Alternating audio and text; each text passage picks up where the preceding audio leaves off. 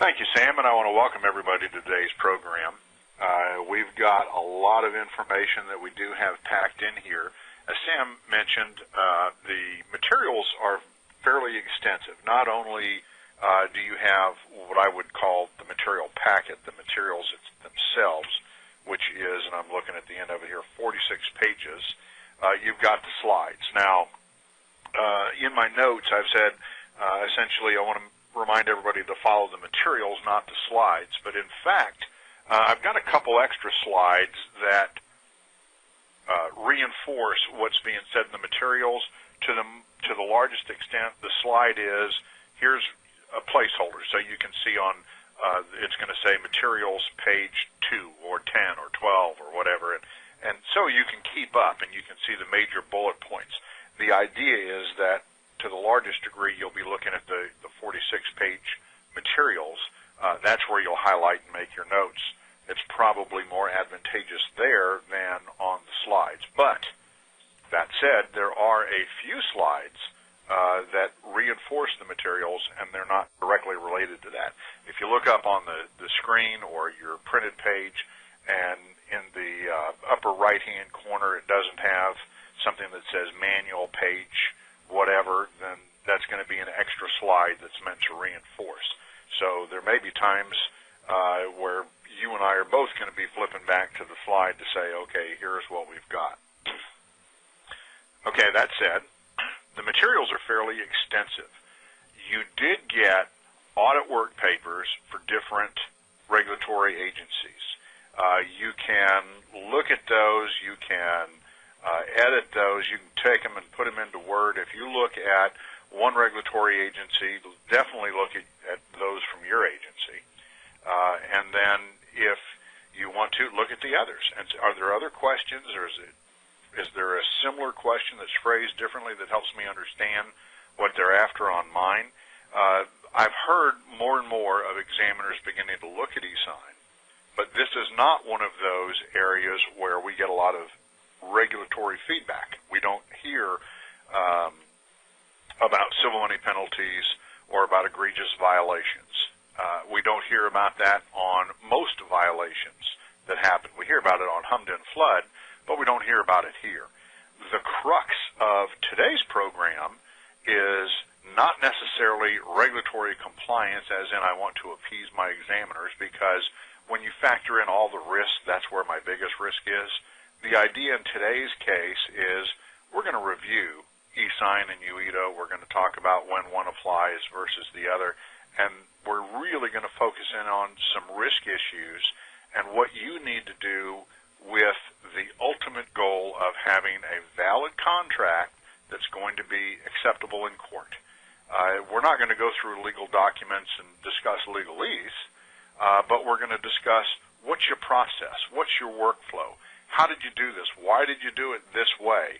Because that's what the court's going to want to know. And ultimately, when you have to enforce a contract in court because the consumer defaulted, owes you money on a loan, owes you money on a deposit, owes you money on fees, whatever the case may be, that is your biggest risk, because you don't want to get to a point. We're going to look at a couple of court cases that were just that way. It was, okay, bank, what'd you do about this? Well, we're not really certain. Okay, well, then we're going to discount that, and you're not going to be able to collect that $42,000. How about that? And the bank goes, well, gosh, that's not fair. Well, it is fair, because the bank is the one that has the option to set up practices, procedures, to ensure that they have an enforceable agreement. And the title today is not using that dumb checklist, because so often we're used to marking off boxes. Did we say this? Did we say this? Did we say this? Yes, then we must be good. Well, when you talk about the e-sign rules, as we get into this, there are stated requirements, but they're basic requirements. You have to meet those basic requirements. Those are checklist items. But how did you go about getting that person? How did you know it was that person who agreed to these particular terms on your particular contract? And if you can't show those things, if you can't say, yeah, this is the agreement that they signed, I printed off a page. Well, where did it come from? Well, I printed it off. Well, where was it stored? stored? Who had access to it? How secure was it? It was on our server, but that's not a good answer. So again, the idea today is let's not pay particular attention to the checklist. Let's pay attention to the real meat, the spirit, and the intent of what has to be done. Now, in the materials that you've got, two things that I do want to draw your attention to. You had two e-sign examples. The first one, I'm going to call it e-sign example 1, but I think on your downloads it was just e-sign example. At the top of the page it says e-sign consent example billing statements. Now, this is a 3-page document. It's not in great detail, but I do want to draw your attention to a few things, and we're going to reinforce these as we go through the materials. This indicates, this is a fairly brief agreement, but it says that the person is going to receive billing statements and disclosures electronically. So this is for a fairly limited purpose.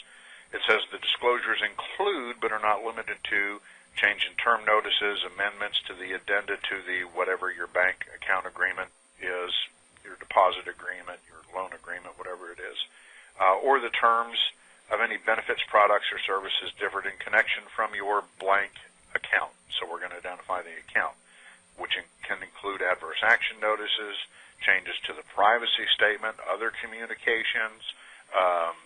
One of the first things that I think of when I see in other communications is, what about new appraisals? Because under the new appraisal rules that are coming from Dodd-Frank, banks are going to have to provide appraisals to people. Well, some of those appraisals can be fairly lengthy. It may be thick. It may have a little bit more cost due to handling, to postage, especially if you have to make copies of it. Your appraiser may give you an electronic copy. It would certainly be nice to have a way to pass that electronic copy to your consumer in a secured, encrypted way, and you're only going to be able to do that if you're following e-sign. So if you already have an e-sign agreement in place, it might be able to cover some of those contingencies that are going to be coming up in the future. That's certainly one thing to think of. The same agreement has, under number 2, consumer consent. We're going to go through some of the things in e-sign where it's going to, by clicking below, I agree to these terms, and it's got bullet pointed items. It tells the consumer under number 3 what they're going to have. And number 4, what about if they want to request paper documents and withdraw their consent? Why are things like that in there? Because they need to be in there under the e-sign requirements. There are some checklist items that you can go through. Then it also has how to update the email address and how to confirm that person's consent. Now, I have in red type, this is provided as an example. It's a sample. Make sure you look at it. You would be able to take something like this and customize it to your bank.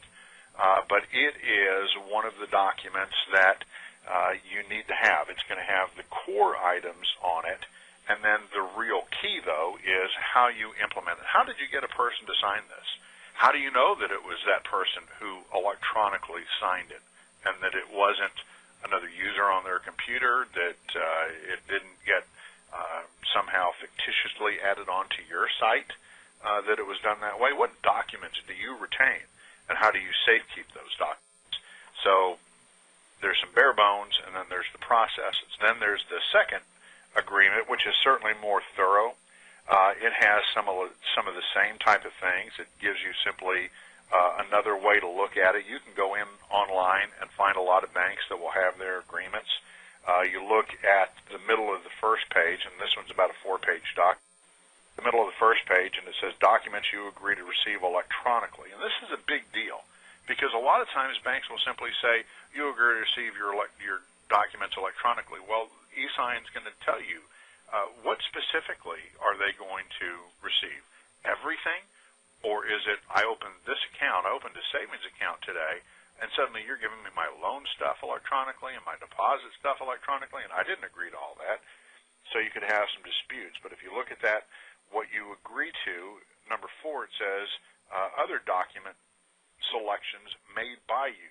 So that would infer that this institution would have some kind of a list where a person would go online and say, for this account, for that account, I want to receive privacy notices electronically. I don't want to receive billing electronic notices because I want the snail mail because it's simply more consistent, or my email